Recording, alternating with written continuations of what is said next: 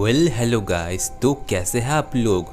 तो स्वागत है आप सभी का फिर से हमारी एक न्यू वीडियो में। और आज मैं फिर से शिनचैन की एक नए हॉरर एपिसोड को एक्सप्लेन करने वाला हूँ। ये हॉरर एपिसोड बाकी हॉरर एपिसोड से बिल्कुल ही अलग होने वाला है, क्योंकि ये एक स्पेस हॉरर एपिसोड है। तो इसलिए वीडियो बहुत ही इंटरेस्टिंग होने वाली है। शुरू से लेकर एंड तक ज़रूर देखना। वीडियो पसंद आए तो वीडियो को लाइक कर देना। चैनल पर पहली बार आए हो तो सब्सक्राइब भी कर लेना। सो विदाउट वेस्टिंग टाइम, चलिए अपनी वीडियो को शुरू करते हैं। Let's begin. एपिसोड की शुरुआत में हमें प्रिंसिपल सर दिखाए जाते हैं। प्रिंसिपल सर कहते हैं कि कभी कभी हम जिंदगी में कुछ ऐसे इंसानों से मिलते हैं जो कि हमें कुछ ऐसी बातें बताते हैं जिन पर हमें विश्वास नहीं होता, लेकिन विश्वास ना होने वाली बातों में ही कहीं ना कहीं सच्चाई छुपी होती है। इसके बाद सीन चेंज होता है और हमें शिनचैन और उसके दोस्त दिखाए जाते हैं जो कि फुटबॉल खेल रहे थे। खेलते खेलते ही कज़ामा गलती से ज़ोर से फुटबॉल को मार देता है, जिसकी वजह से फुटबॉल जाके सीधा एक जंगल में गिरता है।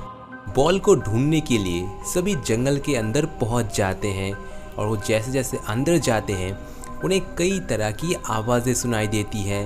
और कुछ देर तक चलने के बाद उन्हें जंगल के अंदर से एक गाना सुनाई देता है। कुछ देर चलने के बाद सभी वहीं पर पहुंच जाते हैं जहां से ये गाने की आवाज़ आ रही थी।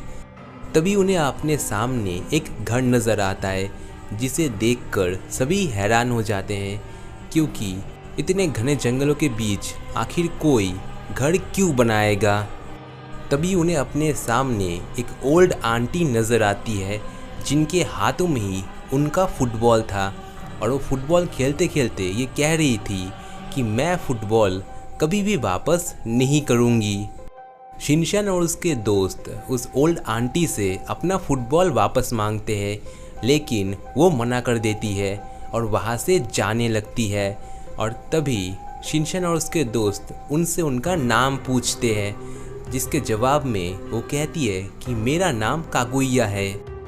ये सुनते ही कज़ामा सबको एक कहानी सुनाता है कि बहुत वक्त पहले एक ऊँट कटर को बैम्बू के अंदर एक राजकुमारी मिलती है और बाद में जाकर वो राजकुमारी मून में चली जाती है। शायद ये वही मून प्रिंसेस होगी।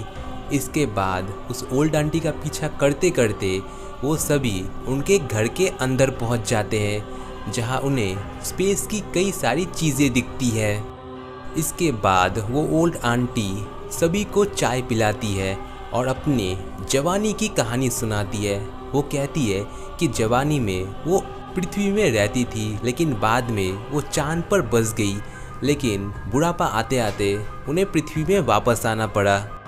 इसके बाद शिनचैन और उसके दोस्त आंटी से उनका फुटबॉल मांगती है, पर वो ओल्ड आंटी कहती है कि मैं फुटबॉल तभी तुम्हें दूंगी जब कोई गोल चीज़ तुम मुझे लाकर दोगे।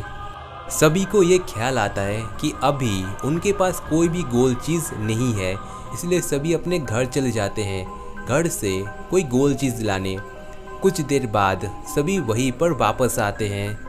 कज़ामा उन आंटी को एक चांद की तस्वीर देती है, लेकिन वो उसे लेने से मना कर देती है।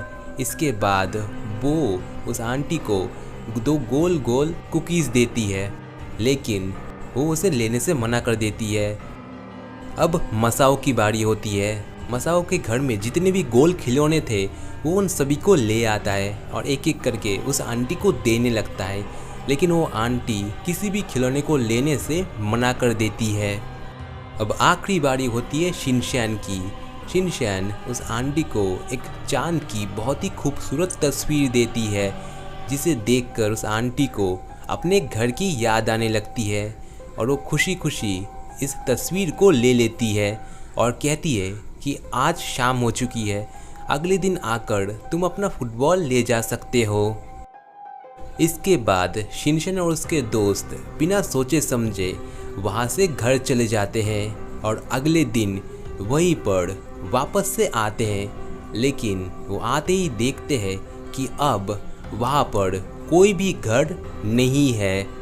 घर की जगह वहाँ पर 2 बड़े गड्ढे होते हैं, जिसे देखकर वो सभी समझ जाते हैं कि वो आंटी झूठ नहीं कह रही थी, वो सच में मून प्रिंसेस थी और उनका घर असल में एक यूएफओ था। लेकिन तभी अचानक से एक फुटबॉल आकर मसाओ के सर में लग जाता है। एपिसोड के आखिर में प्रिंसिपल सर आते हैं और वो कहते हैं कि अब ये आपके ऊपर निर्भर है कि आप इस बात के ऊपर विश्वास करते हैं या फिर नहीं। तो गाइस, यहीं पर ये एपिसोड खत्म हो जाता है एंड होप करता हूँ आपको पसंद आई होगी। पसंद आया तो लाइक कर दीजिए, चैनल पर पहली बार आए तो सब्सक्राइब कर लीजिए।